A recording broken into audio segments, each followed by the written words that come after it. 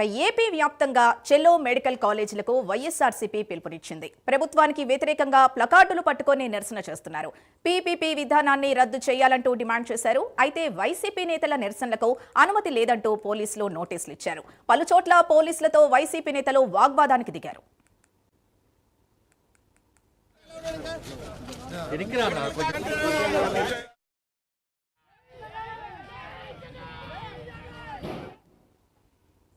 ఇదే అంశానికి సంబంధించి పూర్తి డీటెయిల్స్ మా ప్రతినిధి రాజ్ కుమార్ అందిస్తారు. రాజ్ కుమార్, ఈ నిరసనల్లో వైసీపీ శ్రేణులతో పాటు విద్యార్థులు కూడా పాల్గొనే అవకాశం ఉంటుందా?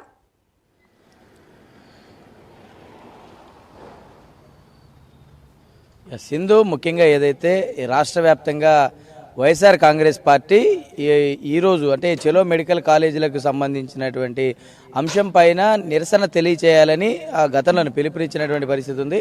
ఈ క్రమంలో ఏదైతే మాజీ సీఎం జగన్ ఒక మీడియా సమావేశం గతంలో కొద్ది రోజుల కిందట ఏర్పాటు చేసినటువంటి సమావేశంలో ఏదైతే వైఎస్ఆర్ కాంగ్రెస్ పార్టీ హయాంలో నిర్మించినటువంటి మెడికల్ కాలేజీల అంశం పైన ప్రస్తావిస్తూ కూడా రాష్ట్ర వ్యాప్తంగా జిల్లాకు ఒక మెడికల్ కాలేజీ ఉండాలి. ప్రతి ఒక్క విద్యార్థి అంటే ఒకవేళ ఎవరైనా ఒక విద్యార్థి ఒక డాక్టర్ కావాలని ఒక ఆశ ఉంటే కనుక వేరే దేశాలు వెళ్ళి చదువుకోవాల్సినటువంటి పరిస్థితి వచ్చింది, వేరే రాష్ట్రాలు వెళ్లాల్సినటువంటి పరిస్థితి వచ్చింది.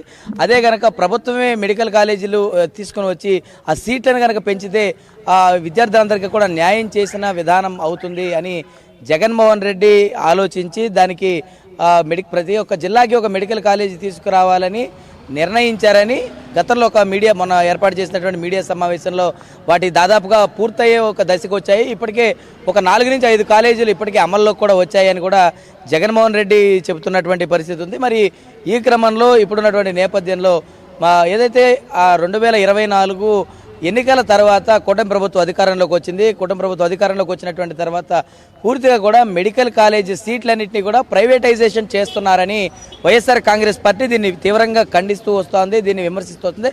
కానీ కూటమి ప్రభుత్వం చేస్తున్నటువంటి అంశాన్ని కనుక ఒకసారి చూస్తే పీపీపీ పద్ధతి ద్వారా రాష్ట్రంలో ఉన్నటువంటి ఏదైతే కొన్ని నిర్మాణ దశలో ఉన్నటువంటి మెడికల్ కాలేజీలు అయినా కావచ్చు, లేదంటే మిగిలిన పూర్తి చేసినటువంటి మెడికల్ కాలేజీస్ ద్వారా అయినా కావచ్చు, అత్యున్నతమైనటువంటి ప్రామాణికలతో కలిగినటువంటి సదుపాయాలు, వాటికి సంబంధించి అటు విద్యాబోధన చేసేటువంటి సిబ్బంది పూర్తిగా కూడా పీపీపీ విధానం అంటే పబ్లిక్ ప్రైవేట్ పార్ట్నర్షిప్ అనేటువంటి ఒక విధానాన్ని తీసుకుని వచ్చి అన్ని రకాలుగా కూడా విద్యార్థులకు మేలు చేయాలనే ఒక నిర్ణయంతోనే ఈ పీపీపీ విధానం అనే దాన్ని అమల్లోకి తీసుకొచ్చామని కూటమి ప్రభుత్వం చెప్తా ఉంది. అటు మంత్రి సత్యకుమార్ కూడా దానికి సంబంధించి ప్రత్యేకమైనటువంటి ఒక వివరణ ఇచ్చేటువంటి ప్రయత్నం కూడా చేశారు.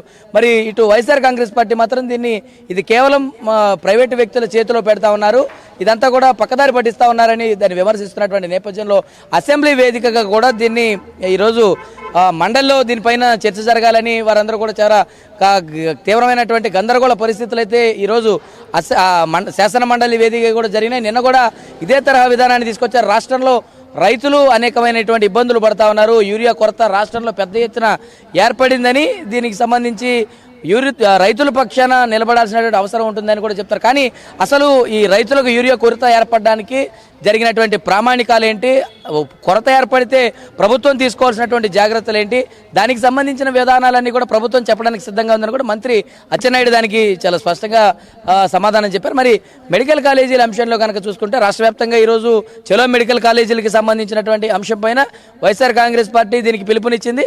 ఏదైతే రాష్ట్ర వ్యాప్తంగా కొన్ని చోట్ల ఇప్పటికే కొంతమంది నాయకులకు ఎందుకంటే మీటింగ్స్ ఉన్నటువంటి నేపథ్యంలో అంటే ఇప్పుడు విజయవాడ లాంటి రాజధాని ప్రాంతాల్లో అయితే మాత్రం అటు అమ్మవారికి సంబంధించినటువంటి ఉత్సవాలు, మరొకవైపు విజయవాడ ఫెస్టివల్, అదేవిధంగా అసెంబ్లీ కూడా జరుగుతూ ఉన్నాయి. వీటికి అన్ని కూడా జరుగుతూ ఉన్నాయి. కాబట్టి కొన్ని అనుమతులు లేనివన్నీ చోట ముందస్తుగానే నోటీసులు ఇచ్చారు.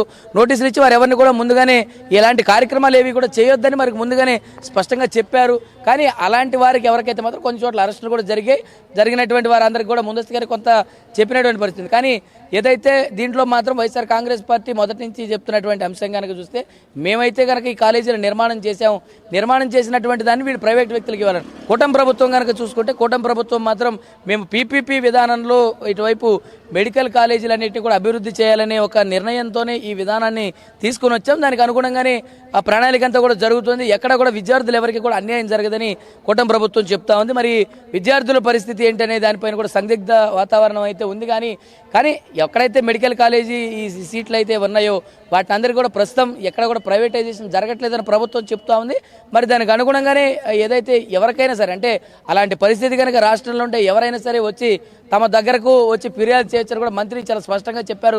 మరి ఇప్పుడున్నటువంటి నేపథ్యంలో ఈ కార్యక్రమానికి సంబంధించి కూడా వైఎస్ఆర్ కాంగ్రెస్ పార్టీ మరి దీనిపైన అంటే భవిష్యత్తులో కూడా దీన్ని ఆపే వరకు అంటే ఈ ప్రైవేటైజేషన్ ఏదైతే ఈ పీపీపీ విధానం ఏదైతే ఉందో ఈ విధానానికి సంబంధించి కనుక ఆపే వరకు కూడా మేము పోరాటం చేస్తామని వైఎస్ఆర్ కాంగ్రెస్ పార్టీ చెప్తుంది. మరి ఏ విధానాలతో మరి ఇటు ప్రభుత్వం కావచ్చు ఇటు వైఎస్ఆర్ కాంగ్రెస్ పార్టీ ఏదైనా ఏ విధానాలతో ముందుకెళ్తాయి, ఇటు విద్యార్థులకు ఎవరు వైపు న్యాయం జరుగుతుందనేది కూడా కొంత చూడాల్సినటువంటి అవసరం ఉందని చెప్పుకోవచ్చు. Sindhu. Right, thank you Raj Kumar.